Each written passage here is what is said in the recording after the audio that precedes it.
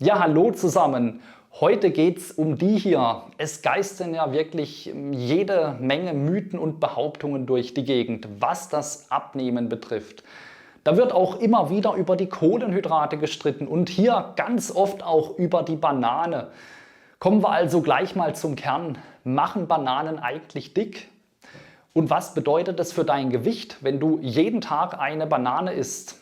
Ja, vielleicht möchtest ja auch du gerne mal abnehmen, weil du dich einfach wieder wohlfühlen möchtest in deinem Körper.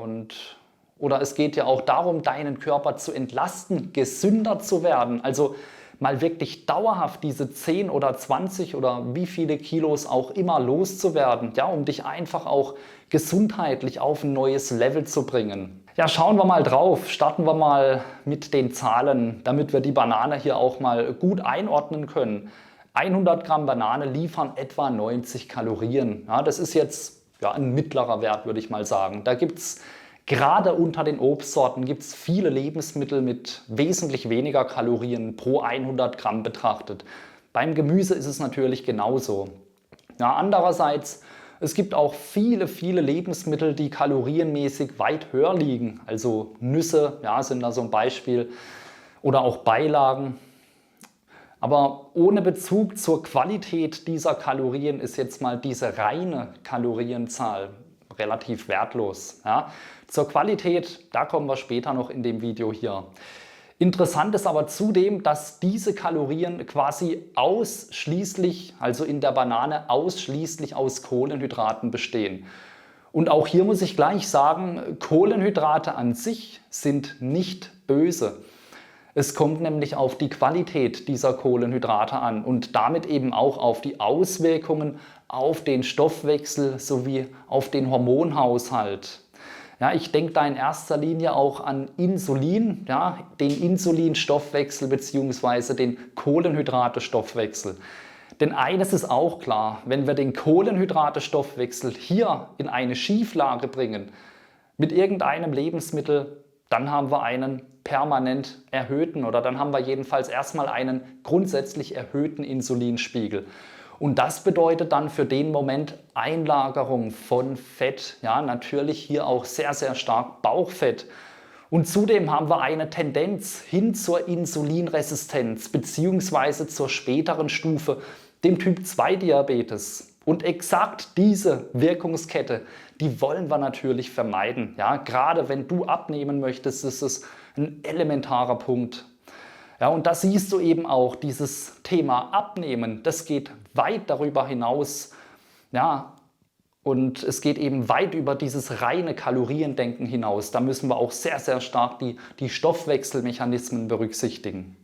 Schauen wir mal auf die Sättigung und jetzt kommen wir nämlich der Qualität dieser Kalorien auch schon näher. Ja, beleuchten wir die mal ein bisschen genauer. Wir haben jetzt gesehen, es sind fast nur Kohlenhydrate in den Bananenkalorien enthalten. Also wir haben schon mal fast kein Protein. Protein sättigt relativ gut, ja.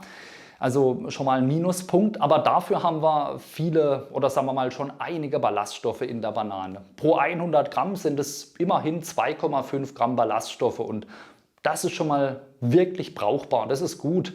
Und außerdem gehört die Banane auch zu den stärkehaltigen Lebensmitteln. Und je nachdem, wie reif die ist, enthält die eben mehr oder weniger Stärke. Ja, Stärke bringt auch noch eine gewisse Sättigung dazu. Ja, ich merke das auch, wenn ich jetzt beispielsweise eine Banane esse. Ja, mir schmecken Bananen ohnehin super.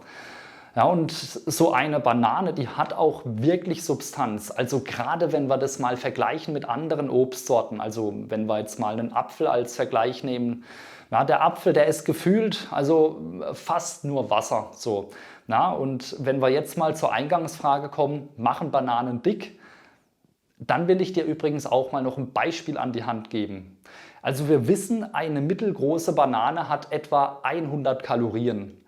Und wenn wir jetzt davon ausgehen, du kannst am Tag, sagen wir einfach mal 2000 Kalorien essen, ja, dann wären das in Bananen ausgedrückt, richtig, 20 Bananen, ja, 20 Bananen. Also das will ich mal sehen, wie jemand 20 Bananen am Tag verdrückt.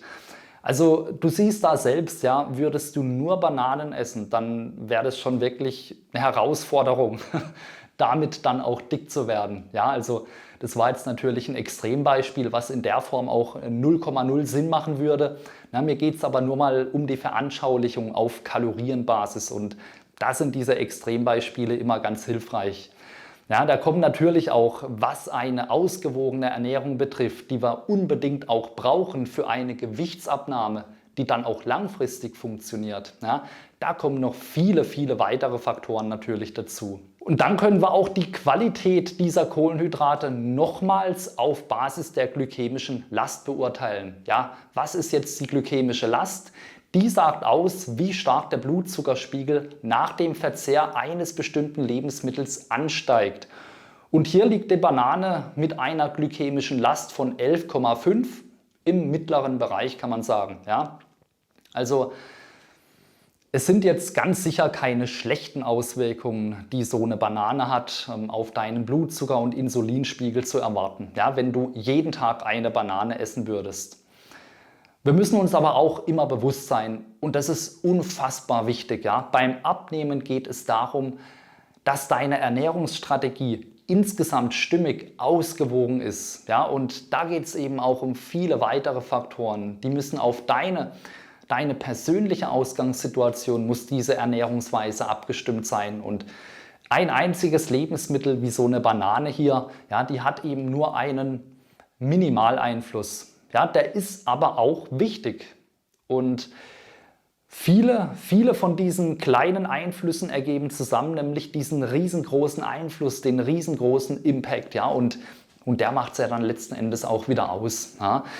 Und wenn du auch gerne abnehmen möchtest, und zwar so, dass du dein Gewicht danach auch wirklich dauerhaft halten kannst, dann klick gerne einfach mal hier oben und komm gerne mal in mein kostenloses Strategiegespräch. Ja. Und da bekommst du nämlich eine sehr persönliche Unterstützung durch mich und auch mein Team. Also wir sind hier im Programm im Prinzip permanent im Austausch, weil es geht darum, ja, die Dinge so zu gestalten, dass es optimal für dich und vor allem in deinen Alltag passt. Ja, das betrifft die Ernährungsstrategie und viele, viele weitere Faktoren auch noch, ja, damit du auch wirklich optimal abnehmen kannst und auch lernst, worauf es wirklich ankommt beim Abnehmen. Also einfach mal hier oben klicken, schau dir gerne noch andere Erfolgsbeispiele an und dann ein kurzes Formular ausfüllen. Und dann sprechen wir uns mal.